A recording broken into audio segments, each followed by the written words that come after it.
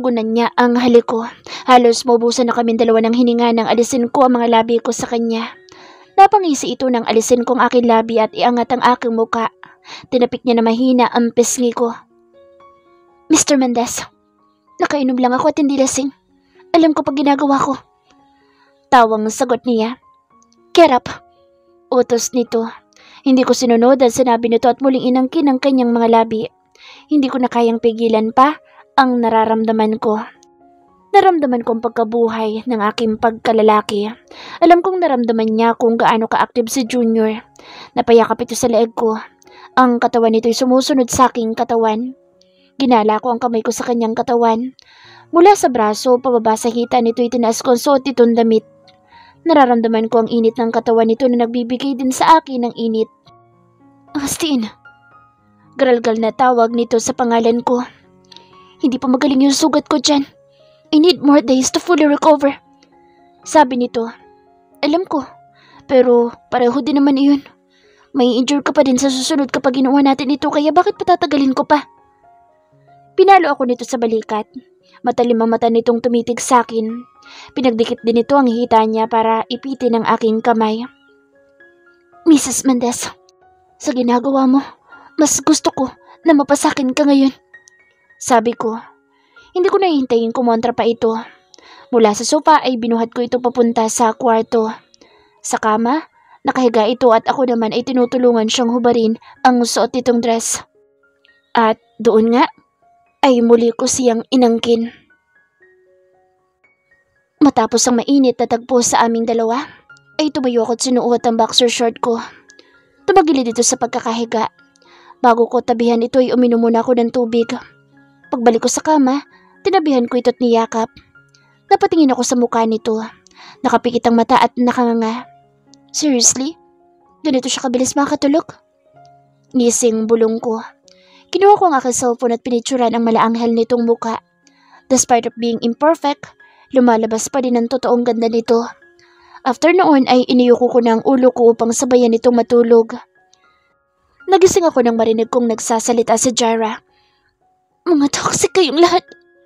Narinig ko mahinang sabi nito. Napatingin ako sa kanya nang mapagtantong nananaginip ito. Maya-maya'y nakita ko ang pag-agos ng luha sa kanyang mga mata. Narinig ko ang maliit nitong boses na humihikbi. Daddy. Sambit nito. Daddy. Ulit nito.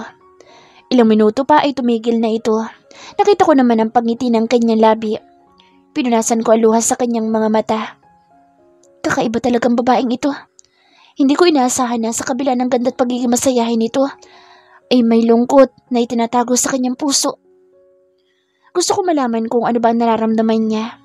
Kung may pambukas lang ng puso ng tao, di binuksan ko na iyon para makita ang totoo niyang nararamdaman. I feel heartache. Ngayon ko lang ito naramdamang muli. Nagising ako nang may kirot sa aking ulo. Hindi lang sa ulo dahil buong katawan kong nananakit. Wala na akong katabi sa kama nang magising ako. Napasa po ako sa mukha ko nang maalala ko ang nangyari kagabi. Ay say. Unlike my first time, it's so troublesome pero ngayon hindi naman ganoon ka-worse ang sakit na nararamdaman ko. I take a shower. Nagbihis ng panjogging upang pumunta sa gym ng hotel. Ilang linggo na rin akong hindi nakakapag-workout dahil sa aking mga ginagawa. Paglabas ko ng kwarto ay nandoon si Austin, nagkakape. Nakasuot na ito ng pang-opisina. I sneaked at nagtago sandali sa gilid. Pinagmasdan ko si Austin. Hindi may pagkakaila na napakagwapo nito, sa itsura pa lang. Malalaman mo ng napaka-metikuloso nitong lalaki. Napasampal ako sa aking sarili nang maisip na iba na ang pumapasok sa aking utak. Good morning. Bati ko. Dumiretso ako ng banyo upang magtimpla ng gatas. Sinamahan ko ito sa table. Pupunta ka sa gym? Tanong nito at nagsip ng kanyang coffee. Tango ko. Ilang linggo na ako hindi nakakapag-workout at pakiramdam ko'y bumibigat na ako. Kulang pa bang workout na ginawa natin kagabi? Sarkastikong sagot sa akin ito. Namula naman ako at hindi agad nakasagot. Dito ka lang ba sa hotel? Wala ka bang balak na lumabas? Napaisip ako kung may mga schedule ba akong mga gagawin. Wala naman. Casual na sagot ko. Nag-leave ako sa trabaho for 2 weeks. Nang maging maayos ang plano namin ni Austin ay diniretso ko nang mag-resign. Bala ko na kapag kinasal kami ni Austin, sa kumpanya na ako magtatrabaho. Mas madali mag-spy sa lungga ng mga ito. Mabilis ko matutukoy ang mga taong nagkasala kay Daddy. Sumama ka na lang sa opisina. Saad ni Austin. Ha? Ngang sagot ko. Pwede naman, pero pwede bang mauna ka na? Susunod na lang ako after ko mag-workout. Okay, I'll wait you there. Ipapasundo na lang kita sa driver after an hour. Alis na ako. Inangatan ko lang ang tingin nito. Sabay kaming bumaba at bago ito lumihis palabas ng hotel, hinapit ako nito sa bewang at binigyan ako ng halik. Napahaba ang uso ko at napahawak sa akin labi. Nasasanay na ang lalaking itong nakaka-chancing sa akin. Pero in fairness, ang lambot ng kanyang labi. Ang sarap ding humalik. Bago talikuran nito papuntang gym ay napangiti ako. Sinasanay na talaga niya na mag-asawa kami. Pinasundo ako ni Austin sa hotel. Pumayag ako dahil wala naman akong gagawin sa bahay. Nakakainip lang. Maganda din na maaga pa lang ay mapamilyar ko na ang sarili ko sa bagong magiging kumpanya ko. Malaki ang kumpanya nila Austin. 2 building pero may mga bridges na magkakahiwalay sa bawat floor. Shortcut papunta sa kabilang building. 5 palapag ang kada building pero malalapad ang mga iyon. Dahil sa driver ni Austin kaya nakapasok ako. Binigyan ako nito ng special pass na susuotin para dara-diretso lang akong papasok sa kumpanya. Paket sa opisina nito ay may nag-assist sa aking babae, si Aileen, secretary ni Austin. Thank you. Sad ko nang pagbuksan ako nito ng pintuan. Busy si Austin nang dumating ako sa opisina. Wala itong salita pero sinanyasan ako na umupo sa sofa. Nagbabasa-basa ako ng magazine. Pagkatapos ko dito, mag-lunch na tayo. Sabi ni Austin. Habang nagbabasa ay umalingaw-ngaw ang ringtone ng cellphone ko. Napatingin ako sa gawin ni Austin na nadistract ko. Ngumiti ako at itinaas ang aking kamay upang mag-peace sign. Hinarap ko ang aking cellphone at ang caller ID, si Evelyn. Nagdadalawang isip ako na sagutin iyon. Walang hiya kang babae ka. Ang kapal na mukha mo para isipin na may kakasal ka kay Austin. Jaira, gumising ka sa bangungot mo. Kung sa huli ayaw mong masaktan. I feel sorry for you, dear stepsister. Hindi naman ako binabangungot. Hindi naman panaginip na ikakasal kami ni Austin. Tumigil ka. Kahit pumayag si Daddy na ikasal kayong dalawa, hindi ako makapapayag na maaga mo sa akin na lalaking para sa akin. Is that so? Tell me, my dear stepsis. Paano mo naman gagawin na yun?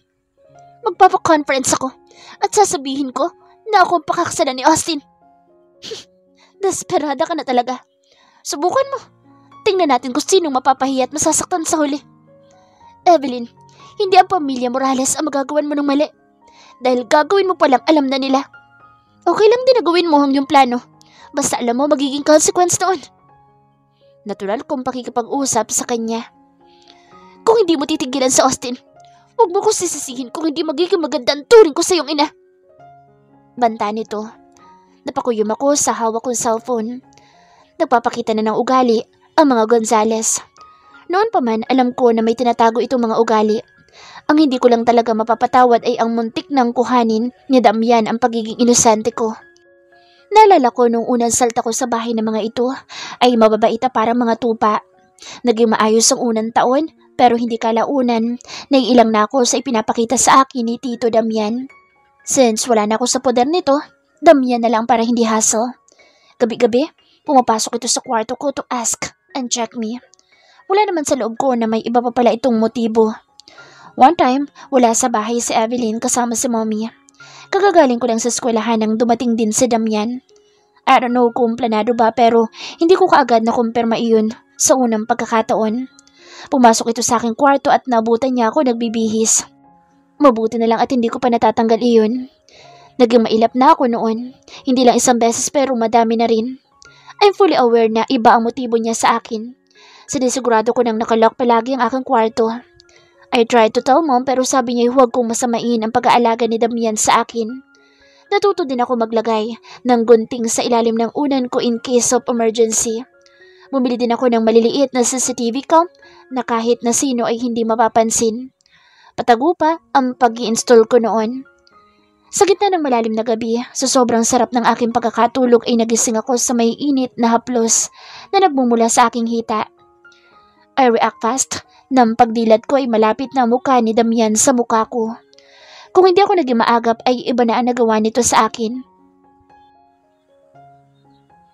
At gigilitan kita.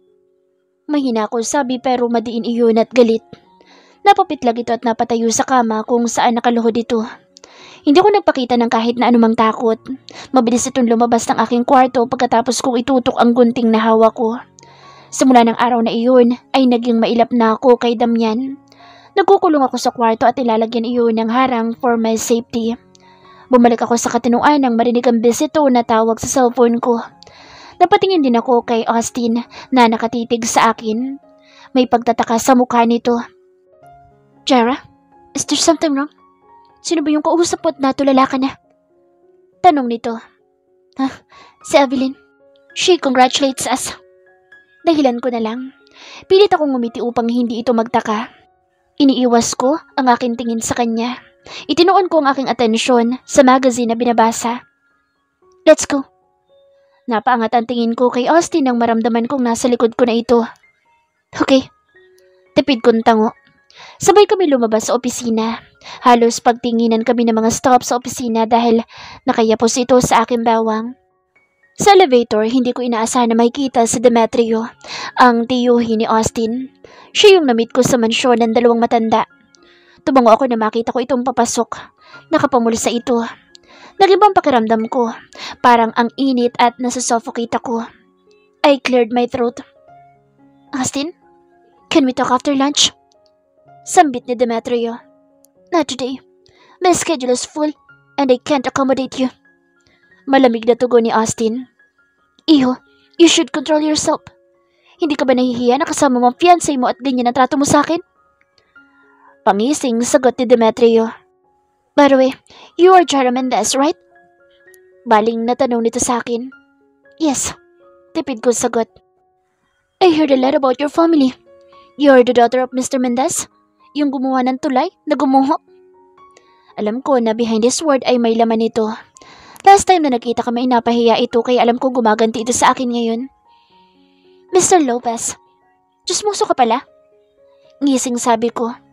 Hindi ba kayo ang magkakasama sa project? Tanong ko. Nakita ko ang pamumutla nito at napansin ko ang butil ng pawis sa kanyang ulo. Hindi ka nakapagsalita, Uncle Demetrio. Alam mo, isa ako sa tagahanga mo. My dad talks about you noong nabubuhay pa siya. Bumukas ang pintuan ng elevator at sabay-sabay kami lumabas. Pinauna ko maglakad sa Austin at binulungan ko si Demetrio. Uncle, you should behave more in front of me. You know, I have a lot of things about you. Baka hindi ako makasabay sa mga biro mo at masabi ko isa-isa. Banta ko. Bye, Uncle. Paalam ko. Tumakbo ako papunta kay Austin na naghihintay na sa exit. Kinuha ko ang braso nito na makalapit ako. Ano sinabi mo sa kanya? Tanong ni Austin sa akin. May sinabi lang ako about my daddy. My dad? Tito Damian at Uncle Demetrio are friends. Nakikita ko na siya noon pa. Kapag nagpupunta kami ng site ni Mommy para maghatid ng pagkain. By the way, bakit mailap ka sa kanya? I mean, dahil lang ba iyon sa pagiging anak niya sa labas? Let's not talk about it, baby. I'm more interested kung ano bang kakainin natin. Or maybe, I can bite you now. Pilyong sabi nito sa akin. Can we eat Italian food? I like to eat pasta. Is that okay with you? Tanong ko kay Austin. Sure. I'm craving for pasta too. Sabi nito. Inihatid niya ako sa hotel at bumalik naman siya sa opisina dahil may aasikasuhin pa ito. Naiinip na rin kasi ako kung mag-i-stay opisina, lalo pa at wala akong ginagawa. I wave my hand nang paalis na si Austin. Hinihintay ko na itong makaalis. Paglingon ko, nakita ko ang ilang mga kababaihan doon. Maayos naman ang suot ng mga ito at hindi mo aakalain na mga asal squatter pala ito. Kinaladkad ako ng mga ito papunta sa backyard ng hotel. Doon, nakita ko si Evelyn na nag-aabang doon. Walang kaanong tao kaya naman malayang nagawa ng mga ito ang gusto sa akin. Bitch! Akala mo tatantanan kita? Hindi ako titigil hanggat hindi ko nalalamas sa bugbog ang mukha mo. Unti-unti lumapit si Evelyn sa akin. Nakita ko na nakasuot ang 3 fingers sa kamay nito. Shit! Mura ko sa aking isip. Tiningnan ko ang dalawang babae na nakahawak sa magkabilang kamay ko. Pinilit ko magpumiglas. Hindi ako papayag na masaktan ng walang laban. Napangisi ako sa kanila. Mukhang magagamit ko na ang taekwondo skills ko sa mga ito. Hindi ako ganoon kagaling pero sapat lang na makalaban sa mga ito. Nang makakuha ng jampo ay tinapakan ko ang isang paa ng babae kaya naman naging maluwag ang paghawak nito sa aking kamay. Nagawa kong kumuwala doon at sinuntok ko kaagad sa muka ang isa pang nakahawak sa kamay ko. Malakas ito dahil mukhang hindi ito nasaktan sa ginawa ko. Siguro sanay na sa bugbugan ng mga ito. Dahil nasa ibang kalaban ng atensyon ko, hindi ko agad nagawang umilag sa pagkakasuntok sa akin ni Evelyn. Nadaplisan ako sa muka. Naramdaman ko ang dugo sa akin labi nang matamaan ako nito. Sinunod ko itong binalingan ng suntok kaya natumba ito. Akmang dadaganan ko na ito nang sabunutan ako ng isang kalaban. Muntik na ako ma-out of balance pero dahil naitungkod kaagad ang aking paa, nagawa kong tumayo. Kahit masakit ang ulo ko sa pagkakasabunot nito ay inikot ko ang aking sarili para makuha ang katawan nito. Isa lang ako at 3 sila, kaya hindi patas ang laban. Nagpatuloy ang away namin at napahintulang nang dumating ang mga guard ng hotel. Pagbalik sa opisina, nadatnan ko si Uncle Demetrio na nakaupo doon. Dinaanan ko ito na parang hangin at hindi pinansin. I told him na busy ako pero bakit nandito siya ngayon? Pagkaupo ko sa aking swivel chair, pinuntahan ako nito. Austin, gaano mo na ba kakilala ang babaeng iyon? Tanong nito. I thought magkakilala kayo. Bakit tinatanong mo pa ako? Huwag kang magpapadala sa babae na iyon. Hindi mo alam kung ano ang totoong agenda niya para mapalapit sa'yo. Do I look like a kid in your eyes? Uncle, you should separate our personal life and our work. So can you go back to your office and do your work? Matalim kong sabi. I'm just concerned. Ano ba ikinatatakot mo? May nagawa ka bang hindi maganda sa pamilya nila kaya nandito ka ngayon at pinapahalata mo kung gaano ka ka-guilty? Saad ko. Hindi naman sa ganoon. Kinausap ako ni Damian at nalaman ko nga na desidido na kayo na magpakasal. Nasabi ni Damian na malaki ang magiging parte niya sa Bantayan Project. Ayoko lang na gamitin nila ang company resources and power ng mga Morales para lang makuha ang kanilang gusto. You don't have to worry my own mother. Now leave. Malamig kong sagot. Nakipaglaban ito ng titigan bago umalis ng aking opisina. Napabuntong hininga ako at napaisip kung bakit ganito ang kanyang inaakto.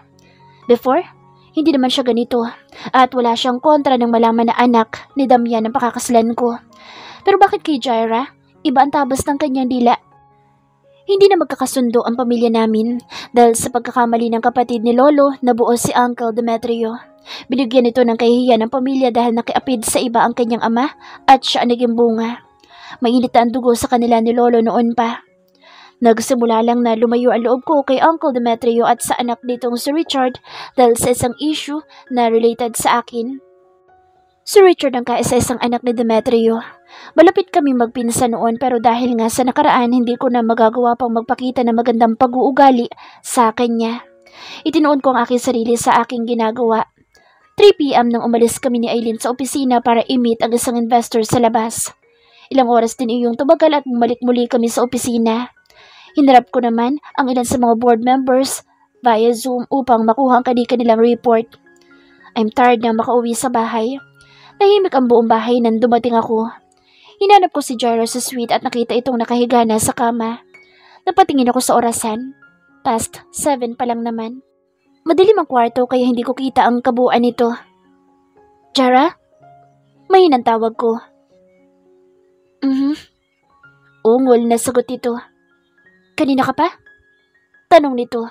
Tumayo ito at napansin ko ang pananamlay ng katawan nito. Sandali, initin ko lang yung pagkain para makakain ka na. Sunundan ko ito at likuran lang ang nakikita ko sa kanya. Parang umiiwas ito na hindi ko maintindihan. Shit! Bulyaw ko sa kanya. Agad ko itong nilapitan at tinawakan ng muka. What happened? Sinong may gawa sa'yo niyan? Tanong ko. Iniiwas niya ang mukha niya na puro pasa. Hinawakan ko ito sa braso at nakita ko na bigla itong napaaray kaya itinaas ko ang sleeve ng damit niya. May pasa din doon. Kumain ka na. Ayos lang ako. Sabi nito sa akin. Paano ko naging maayos? Ang dami mong pasa sa mukha. Pati sa katawan meron. Sabi ko naiinis. Sino may gawa niyan sa'yo? Tanong ko ulit. Austin, gusto ko na magpahinga. Hindi mo kailangan mag-worry dahil maayos nga lang ako. Lilipas din ito at mawawala din ang mga pasang ito. Ayaw mo ba talaga sabihin? Gusto mo na magpa-imbestiga pa ako, ha? Bumuntong hininga ito at iniiwas ang mata sa akin. Si Evelyn, pero hindi mo na kailangan mag-alala. Hindi naman ako nabugbog ng ganito na walang laban. Itinaas ko ang mukha nito para makita ko ang mata nito. Alam ko na matatag at matapang siyang babae. Pag-angat ko ng mukha nito ay hinalikan ko agad dito sa labi. Marahan lang iyon. They will pay for this. Bulong ko sa kanya. Hayaan mong ako na bumawi. Total ako naman ang kaaway. Ayoko nang idamay ka sa nangyayari sa akin. Ayoko na madumihan ang pangalan mo at masangkot sa gulo ng dahil sa akin. Come here. Let me aid your wounds. Sabi ko. Hindi ko pinansin ang pagkain na inihain nito. Dinala ko ito sa sala at pinaupo ko doon. Kinuha ko ang medkit para linisin ang kanyang sugat. Nalinisan ko na ito kanina. Sabi nito. I know. Kaya lang hindi naman maayos ang pagkakagamot mo. I'll talk to my doctor at papupuntahin ko dito para matingnan ka. No need. Gabi na at ayos lang ako. Hindi naman ako napuruhan. After kong linisin ang sugat nito, binuhat ko na itong pabalik sa kwarto. You need to rest. Don't worry. From now on, I will handle all your unfinished business. Austin, don't. Sabi nito at pinigilan ang kamay ko. Magpahinga ka na. You're my woman at kahit na sino pa ang kumanti o umaway sa'yo, kaaway ko na rin.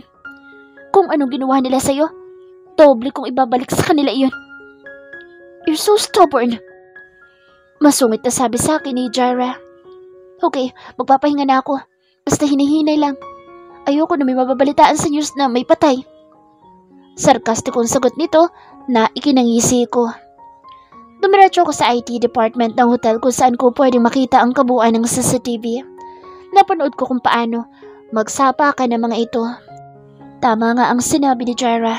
Hindi siya naagrabyado kahit patatlo ito. Marunong ito mag-taekwondo na naging paraan niya para labanan ng tatlong iyon. Napangisi ako dahil mas malala pala ang inabot ng tatlo. Yung isa kasi, humandusay sa damuhan. Si Evelyn ang kasabunutan na huli nito nang dumating ang mga guard.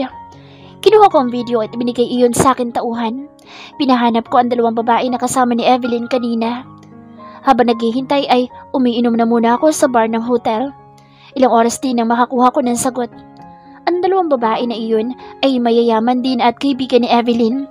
By hook or by crook ay inutusan kong aking tauhan na kaladkarin ang dalawa papunta sa akin. Sa gate ng mga Gonzales, dumating ako na nandoon na ang tatlong bumugbog kay Jaira.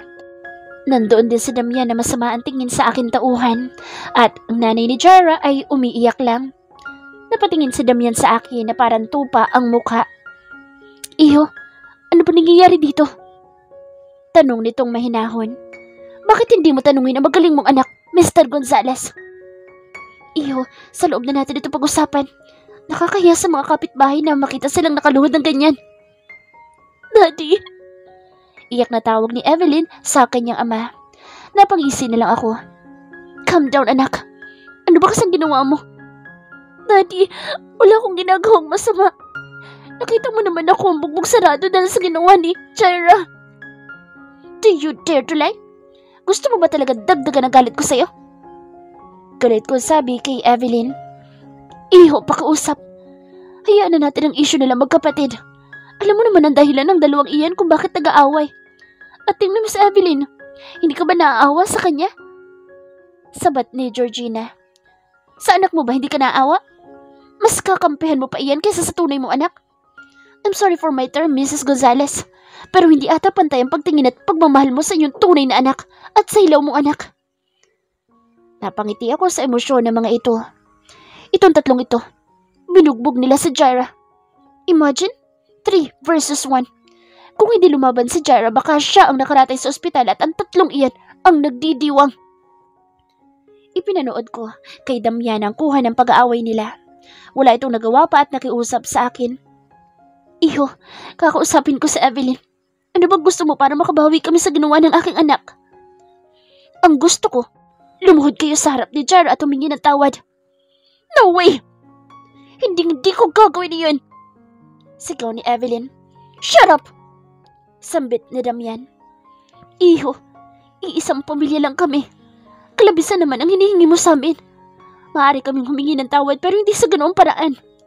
Mabait na bata itong sa Evelyn at kung hindi lang sa ginawa ni Jaira, hindi naman niya magagawang manakit. Nanay ni Jaira ang sumagot. Fine. Wala akong choice kung hindi gawin ang plano ko. Pwede ko naman pakasalan si Jaira at baliwalain kayong tatlo.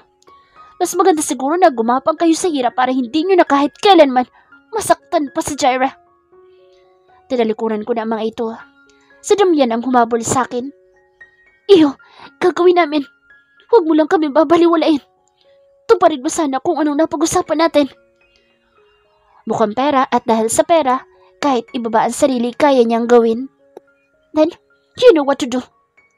Saad ko. Sumakay ako sa coach pabalik sa hotel. Nakita ko na peaceful pa rin natutulog si Jaira at alam ko din na masakit ang katawan nito. Nag-shower ako bago tumabi sa kanya. Ayoko namang maamoy niya kung amoy alak. Today onward, I will not let anyone hurt you. Bulong ko sa tenga nito. Maaga akong gumising kinabukasan para mag-workout sa gym. Hindi ko ginising sa Austin dahil sa mahimbing nitong pagkakatulog. 1 hour lang akong nag-workout at bumalik na ulit sa suite before 6. Alam ko kasi na maagang papasok si Austin sa opisina. Nag-prepare ako ng simpleng breakfast for us. Nasa kalagitnaan ako ng pagluluto na magising ito at hanapin ako. Nagkukusot pa ito ng kanyang mata habang kinakausap ako. Good morning. Mag-prepare ka na. After mo maligo, sakto tapos na itong niluluto kong breakfast. Ngiting sabi ko dito. Hindi na ako nito pinansin at bumalik sa kwarto. Sakto naman pagkatapos kong i-prepare lahat ng niluluto sa lamesa ay lumabas na ito. Napaangat ang tingin ko sa kanya. He's wearing his usual attire kapag papasok. Magkaganoon pa man sa mata ko'y papugi ito ng papugi. I turn my gaze para hindi niya mapansin na nakatingin ako sa kanya. Umupo ito sa hapagkainan bago ako umupo sa tabi nito at tinimplahan ko muna ito ng black coffee. Kung magtatanong kayo kung paano ko nalaman, simple lang dahil walang ibang kape dito sa suite bukod sa black coffee. Inainan ko na ito. We are like a married couple. Sa isip ko lang naman.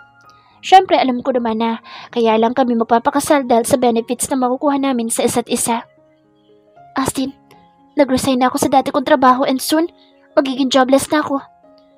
Sabi ko habang umunguya. Ito na ang oras para sa next plan. Pwede mo ba ako ipasok sa kumpanya mo?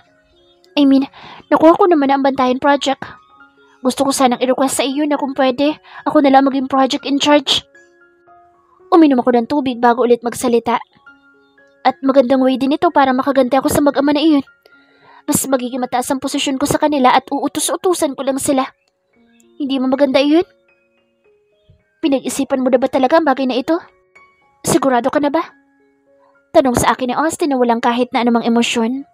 Hindi na ako magtataka dahil ganito naman talaga siya sa kahit na kanino. And I'm not exceptional. From the start, sinabihan ko na ang sarili ko na huwag mag-assume lalo. Nag-resign ka sa dati mong trabaho. At ngayon, gusto mo na magtrabaho sa kumpanya ko? You obviously have a reason, right? Austin, just answer me straight to the point. Pwede ba akong pumasok sa kumpanya mo at i-handle ang bantayan project o hindi? Casual kong sagot. Hindi niya ako mapipilit na magsalita. Kahit pa ipasay ko niya, ay wala akong sasabihin sa kanya. No. Sagot nito. But why? Hindi ako makapaniwala na hindi niya ako papayagan. It's not a family business. At ano na lang sasabihin ng ibang tao? Hindi kita kayang buhayin? Ang mga babae, gusto na nasa bahay lang at maglustay ng pera ng mga asawa nila. Mag-pamper. Iba ako sa kanila, Austin. Hindi naman ako nagtapos ng pag-aaral ng engineer para lang magbukbuk sa bahay. This is my only dream. Huminga ako ng malalim. Bakit hindi mo pa ako payagan? Ako naman ang nakakuha ng project. Huwag ka na makapagtalo sa akin. Kapag kinasal tayo, magstay ka dito sa bahay at gawin ang obligasyon mo bilang asawa ko.